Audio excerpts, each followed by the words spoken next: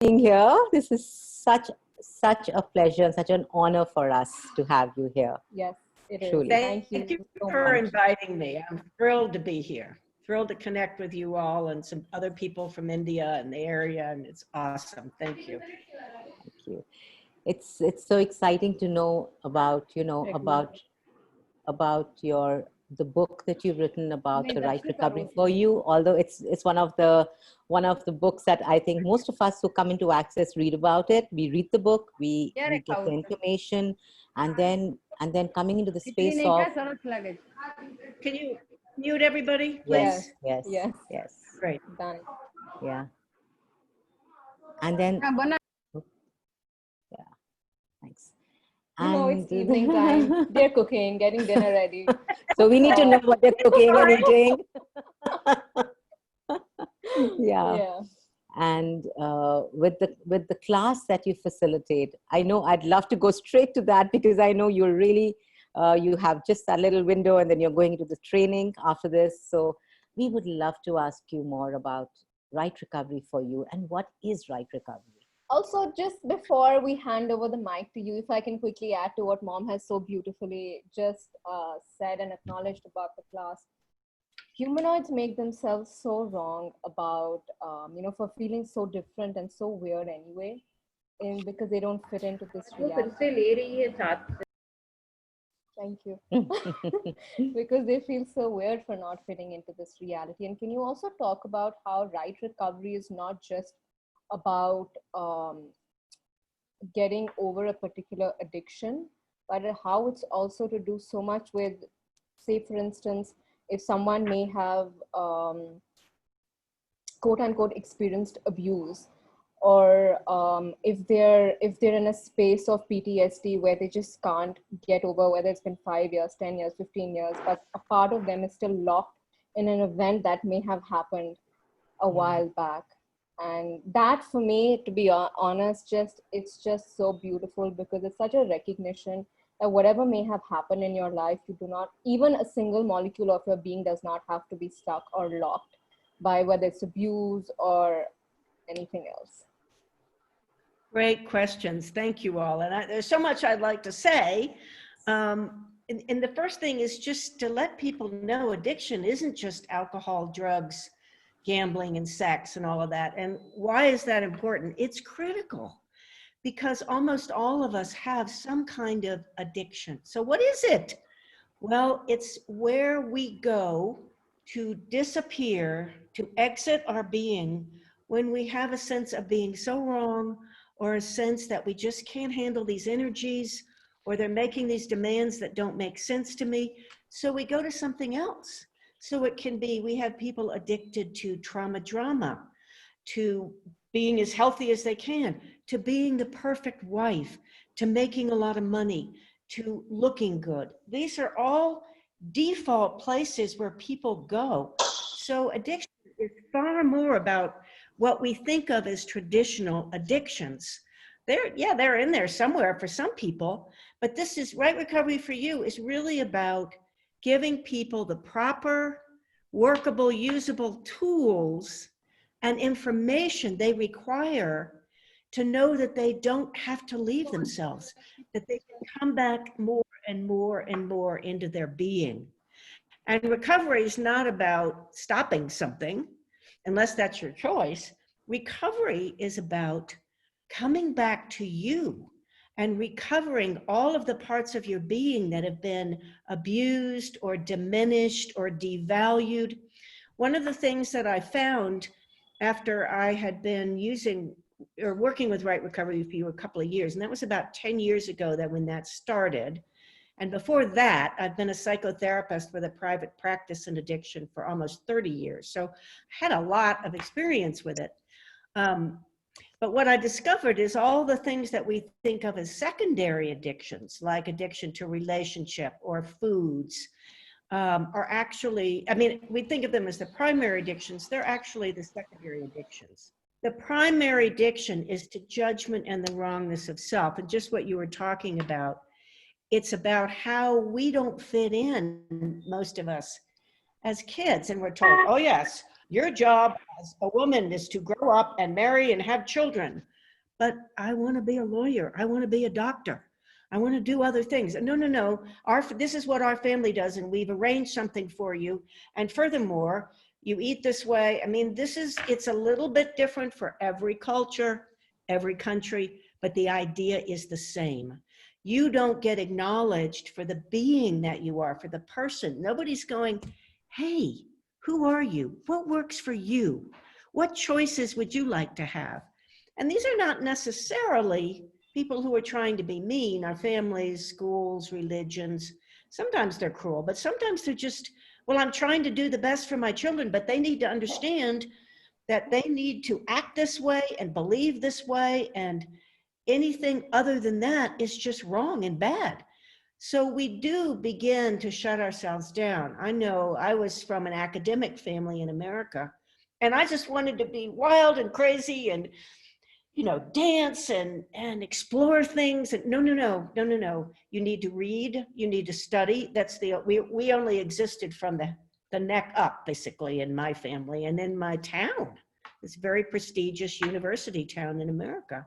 It took me a long time to realize I had a body. You know, I mean, this is how insane it gets. But so right recovery for you is really radically different than anything that goes on in traditional addiction and recovery. And I went through all of that myself. I was diagnosed as an alcoholic, gosh, I can't remember, in my 40s, early, when I was 40, 39, something like that. Spent years, went to AA, became a therapist, the whole time going, this is like this big, and I know there's possibilities like this. So what can I be and do different?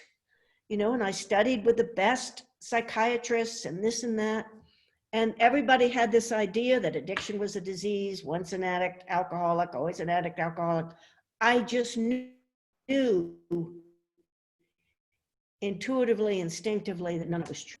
That you can change any addictive or compulsive behavior, no matter what it is, that it's just a coping skill. It really doesn't have anything to do with anything else. You just lacked the information, the encouragement, the acknowledgement of you as a being to do anything different. So you're not wrong. That's what I tell people. It wasn't a bad choice. It was the only choice you had available at the time. So I hope that gives a good first insight. I love what you said. Yeah, it's like a coping. It's almost like you embrace a certain behavior to cope with what's happening around you. Yes, like a coping exactly. mechanism. Yeah, and then you find yourself at the effect of that behavior. Yeah, then you make it greater than you. You Right. make the being right, or the making everything significant, or the alcohol or the cigarettes. You make that you make that so you have to have it, that you actually put power into it from yourself, because nobody's worked with you to let you know that all of that power and capacity is within you, and you don't need anything outside of yourself. Now, is it really simple? You know what? Most of us have been doing these behaviors for a long time, so it can take some unraveling. We had layers of things buried. Sometimes it is really quick. A lot of times we need to, okay, so what's going on here? You know, and that's why I do these classes, is to really have people have the possibilities, the opportunities to explore what's going on with them and to choose to change it. It's all about choice and empowerment, not about you're powerless, you're stuck, or anything like that. So I'm really excited about it. I love working with people. I love all of this. Yes. Yeah, me too. It's so exciting to know about, I mean, addiction, right? It's like it doesn't have to be just to alcohol and drugs and food and sex. It can be to a certain, the main, like you said, the primary is to the judgment, addiction to judgment. If I can ask a question in here, what I love the most is, well, not the most, I love lots of things the most over here, but one of the things I love a lot is the acknowledgement of behavior and not making the being wrong. Right. It's, you know, it's just a behavior. It can change. The being, the true space of the being is the power, the potency. and the true caring for yourself that you actually be. Can you talk more about how, like, once we address and acknowledge and look at the behavior, how does Yes. that, as the behavior, not as us being wrong or us Yes. choosing something that was wrong? How does that, like, it would, how does that change everything within a second? Well, I'll start off by backing up a tiny bit, which is to say, I always tell people, do not identify with your behavior. Do not say, I'm an overeater. I'm a compulsive sex person. I'm an alcoholic. Don't say those things, because if you identify with it, you have to act that out and be that. So you want to say instead, currently, I'm eating more food than I know is good for my body, and I'm beginning to change that behavior, and I'm going to be kind to me while it's changing. Or currently, I still know that I crave relationships, and that's okay. I'm going to really start examining what's going on with me that I have trouble being by myself, but I'm not going to make me wrong or call myself a relationship addict. So that's the thing. Once you begin to separate your identity, because you're not those behaviors, you've just chosen them as coping skills, then you can back up and then you can begin to have choice. Oh, what else could I choose here? Or what could I explore within myself that I've been afraid to look at because I didn't have a safe environment. I didn't have anyone who had information. I didn't have anyone who was empowering me. What can I begin to explore and develop in my being so that I don't require this behavior? And I always ask my clients, what's right about your addiction you're not getting? And they're like, what are you talking about? It's destroying my life. We use alcohol as the example because that's the easiest. Yeah. People are familiar. And I'm like, no. What's right about your use of alcohol you're not getting? They're like, I don't get it. I'm drinking 2 bottles of wine a day. And I'm like, okay, let me say it another way. What contribution is it to you? And they'll say things like, well, I don't know how else to relax after a day at work. Or it helps me not deal with the fact that my marriage is falling apart or that my kids are acting out and I don't know what to do about it. I have a lot of money issues. When I'm drinking, I don't have to look at them. I'm like, okay, with all of that in place, can you see why it would be difficult right now in the immediate to stop that behavior? So let's start looking at ways that we can have you meet these other needs. Let's start looking at how you can begin to deal with your marriage or your work or your money issues or whatever it is, and be kind to yourself. And if you need to drink alcohol, just do it safely. You know, don't go out of the house, don't drive, don't, see if you can mitigate it. But basically, let's look at putting in place other coping skills and information for you. So that's really the approach that I've taken with my therapy clients. And I talk about that in the class as well, to help people see that and it's you not also about that carry they're out, bad. Yeah. And I'm so looking forward to the class, because from what we were talking about, with Ingrid and Michelle, and they were talking about these fabulous exercises that you make us do. I'm just so looking forward to that and seeing what that can actually create, not just with us, and also with the hidden addictions that we have, right? We're very smart. We kind of cover up the addiction as to, I'm not addicted, I don't have any addictions, yet we find ourselves constantly choosing the same thing. So when we find ourselves choosing a certain pattern, that too is an addiction to that sort of behavior. Yes, and not only behaviors, but energies. The thing is, our addictions are familiar to us, and a lot of times we want to go back to that. So one of the big addictions is to playing small. And it's an energy that people are comfortable with. Disappearing, not showing up as them, being careful. That's one. Some people are addicted. I mean, depression can be an addiction. Anxiety, or creating that kind of angst in your life.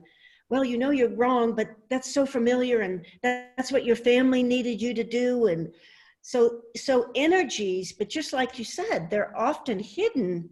We don't really get that they're there.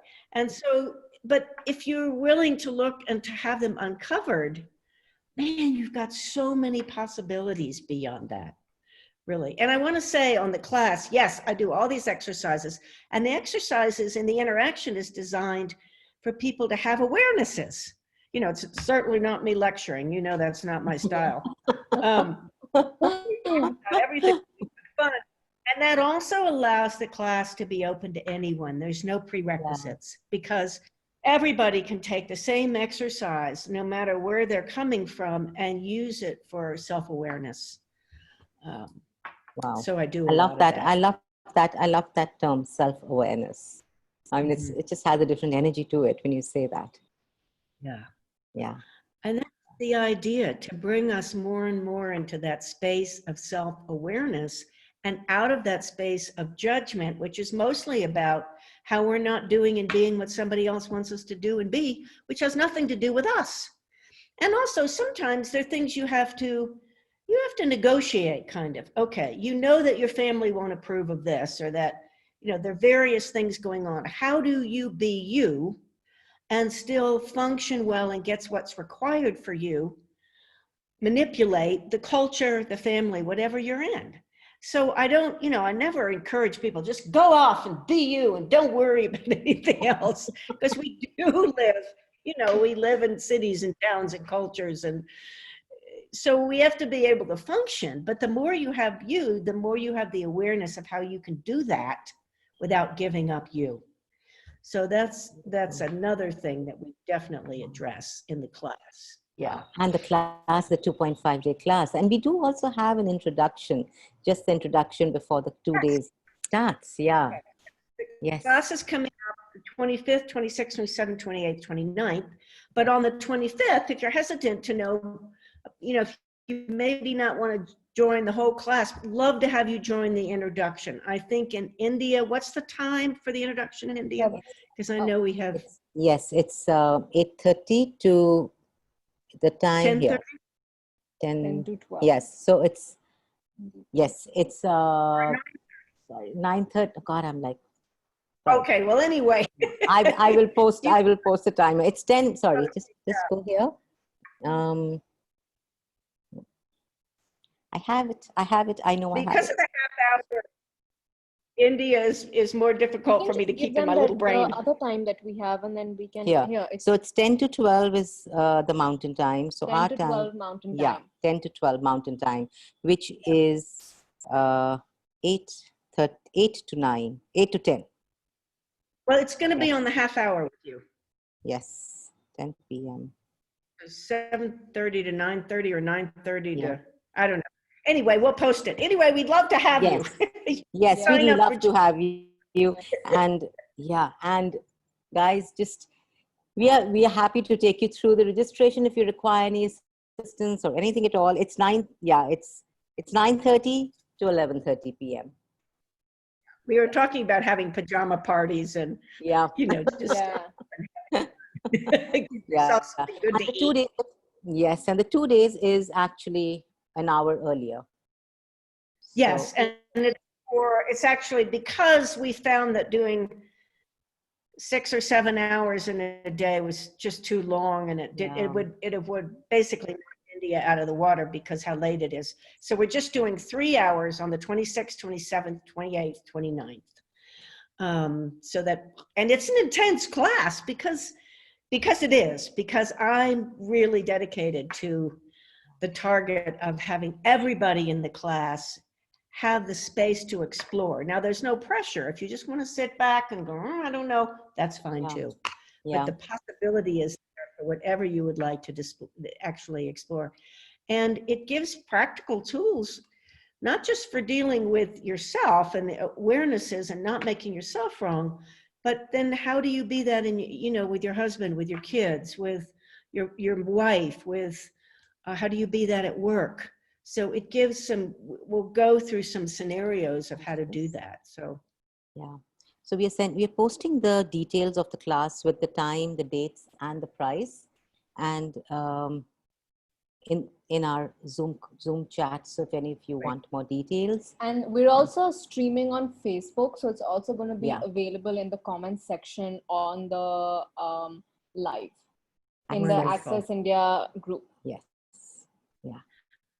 Yes. And, you know, I've been really had this desire over the years to come to India. It's never quite worked out. I mean, we would Yeah. start it, but you know what? Time is everything. This has a really expansive sense, a possibility to it. So I'm very excited. Yes.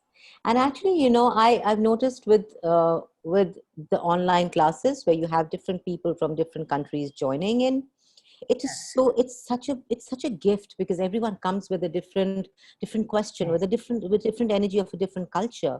And we've all lived in different countries. We've all lived in different, you know, we've all been a part of that. And that's all familiar to us. And somewhere that's what's actually been somewhere hiding. We've been hiding that because we don't recognize ourselves as that. So when actually we have somebody from a random country where we feel, oh, but I have nothing to do with that, that's exactly what has that little blockage opening and going, wow, that's just so light. It changed something for them, and it just changed it all for me. Yeah. And that is so Because beautiful about these get international classes. kind of the communion sense. I mean, the last in-person class I did was last September in New Zealand. And we had people from New Zealand and Australia, and we had a number of women who were Maori, and they brought a very different culture.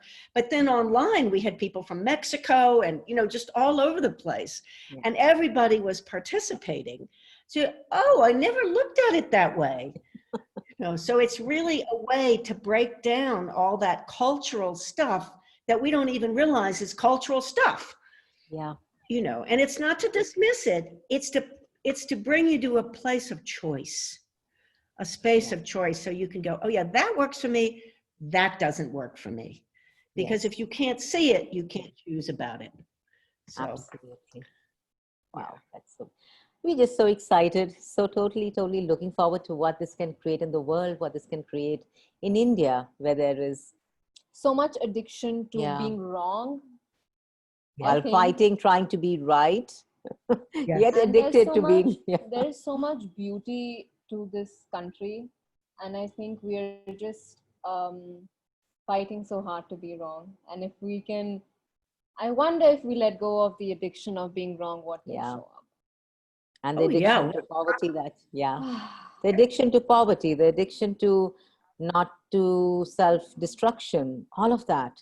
I wonder what would change if you were willing to just give that up. All the identities, I know, even though I don't know what's going on now, but I was in India years and years and years ago when there wasn't supposed to be a caste system, but there still kind of was. Yeah. So there can be an addiction to where your place is in society. Yeah.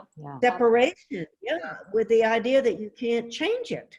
You can change anything. Now, maybe the outside world won't recognize it, but you can become the brilliance that you actually are. So that's, you know, I would like people to know that you're not wrong, you're not bad, and you can come out of judgment of you. And that's a lot of what the target of the class is, to come out of judgment of you. And I just want to thank you for this, Marilyn. Yeah. Thank you. I'm sorry I can't stay on any longer. I have to get on another class. Thank you so much for the wonderful conversation and everywhere we went. So super Thank good. you. Thank very you. much. Thank you. And guys, if you have any questions, please feel free to get in touch with any of us. The registration details, anything else at all that we have not been able to and give for to you we have now. a few CFs on, and we do also have the CF training for right recovery for you in January. So in January we're going to have a training for people to become a right recovery facilitator. One of the prerequisites is that you do 2 live classes of right recovery for you. So we have this class starting this Friday. I'm going to have another one posted in late November, early December, then the CF training in January. Now, if you've only taken one by then, you can still do the CF training as long as you're a CF.